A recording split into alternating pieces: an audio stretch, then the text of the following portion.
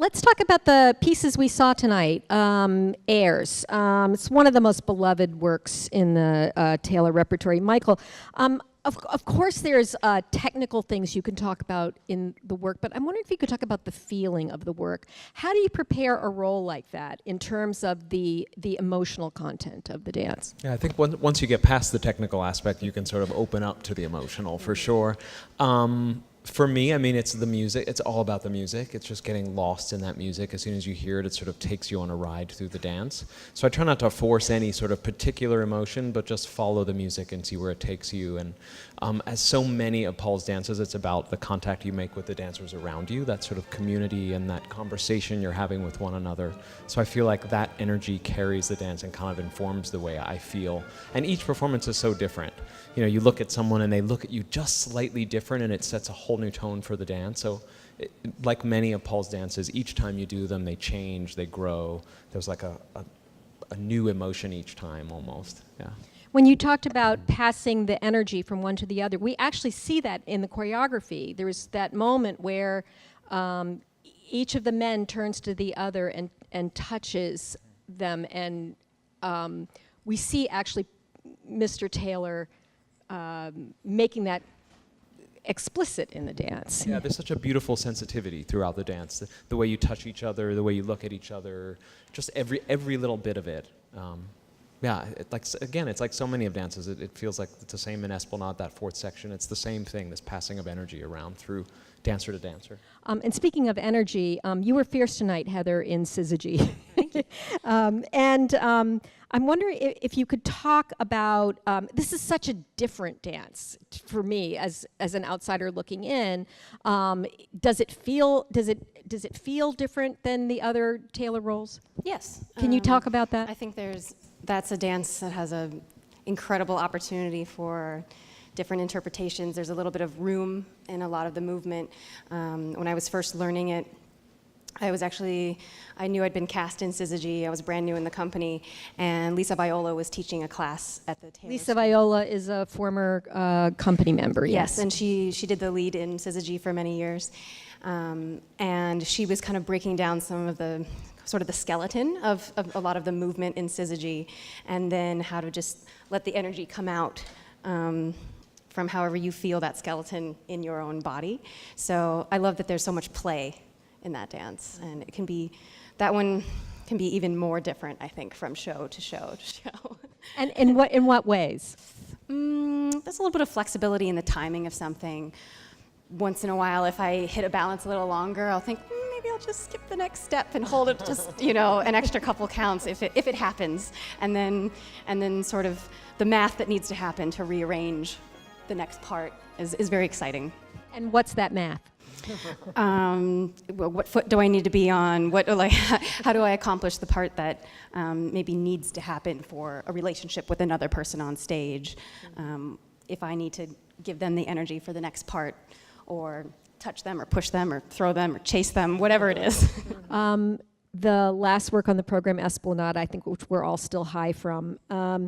Betty, you created the role of the woman who wears pants in that second. I didn't create it. Oh, you didn't create it? All did. Well, okay. But it was set on you, however. Yes, okay. Did he tell you anything about that role? What did you think about that role? Paul doesn't explain to you what to do. He just says, think of a haunted house. Well, that section to me is as far from a haunted house as you can get, But he gave me an image in the beginning, and then you go by your own feeling. And again, the music, Mr. Taylor is a master in gesture, and he gave me all of the gestures, and that explains the whole thing. I don't know what the gestures mean myself, but if you do them, like he wants you to do them, they convey. It's really incredible, the power of gesture. Heather, coming into the company, let's just talk about gesture for a minute. Coming into the company, what was different about the way that Taylor uses gesture than what you had experienced before. Did you have to make, what kind of adjustments did you have to make in order to perform Mr. Taylor's work? I think I had previously danced in the Graham Company for a few years. The Martha Graham Graham Dance Company. And I think the biggest difference for me was how much we look at each other. And it was a little uncomfortable for me at first, almost like a little bit too personal or something. I had to get used to not just sort of seeing the person next to me, but really looking right at the person and like accepting maybe when they put their hand on my shoulder and receiving the other dancer's energy. And once like I said, it made me a little bit uncomfortable at first, and then once I got used to it, I thought it was the most beautiful thing to share that on stage, and just running with each other, or just the smallest glance, and the sort of camaraderie there is in the movement inherently in every Taylor dance. Even when you're mad at the person, like there's just this constant conversation and sharing that's happening, and I think even in a dance that is more movement, there's less of a story. I remember almost getting yelled at in rehearsal when I was new, like Bettie telling me, well, if you just look at them, then you'd know what to do. So I learned my lesson. So as rehearsal director, how do you convey that idea of what a gesture has to mean to these dancers? I don't.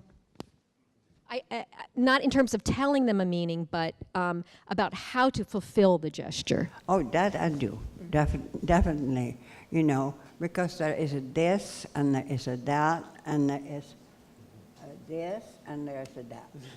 Sort of a flat, you know, and it's very precise, and there's a huh, or there's a huh, you know. It's very physical. You have to do it. You can't really put it in words. It becomes rather ridiculous in words. There are certain roles to watch Bettie when she's working, like this one in particular, to watch her. It's so special to see her share those gestures, even just without any emotion, just sharing the gestures, what they are, and how powerful, like the littlest adjustment you'll make sometimes changes the whole section. So it's really lovely to be in the room and get to see that sometimes. I think you see that so clearly in Taylor's dances where a gesture, as you said, becomes meaningful, not because you're showing the audience but because you're actually just doing it. There's a lot of, I note there's a lot of touching, just a simple touching, a hand on a shoulder becomes enormously meaningful. Do you have some sense of that as you're doing it? I mean, I think Heather, you suggest that there's an exchange of energy that is more... It feels very powerful. More real. I feel like a big thing that Paul directs too is it's the space around the gesture a lot of times. Like the execution of the gesture is one thing, but it's letting the audience have a moment to see the gesture before you jump to something else. Taking that pause. That's hard to learn, actually, because you just want to race through. Your mind is like ahead of you all the time. You're like, this gesture, that. You want to do the choreography, and you forget. You have to stop every once in a while. Stop for a second, and then give it a second. So. I'm feeling like what you're describing is something I think about all the time when I watch this company is the ensemble feeling to this company. And Heather, you said, even if you're mad at somebody, it feels that you all are extraordinarily individual, but there's this amazing ensemble feeling that feels like, not like a machine, like some dance companies I won't name, but like a group of individuals who've decided to come and work together. It is a decision between the dancers. And how is that? You can get dancers that do not want to participate in that process. And it's very difficult to make another person do a thing that they don't want to do. So they're not really Taylor dancers. You know? Taylor dancers are great about being instrument in an orchestra, but being soloists. at the same time. And that's giving up your personality. Do you think that Mr. Taylor knows that when he takes people into the company? Oh, yeah. How does that happen? I don't know. I've never known when he chooses a person in the company, I have not seen. Really honest. He has this uncanny knowledge of what he wants. Okay. And Yeah. and you can be a total beginner, and he sees it. You know, you don't have to be an accomplished dancer at all.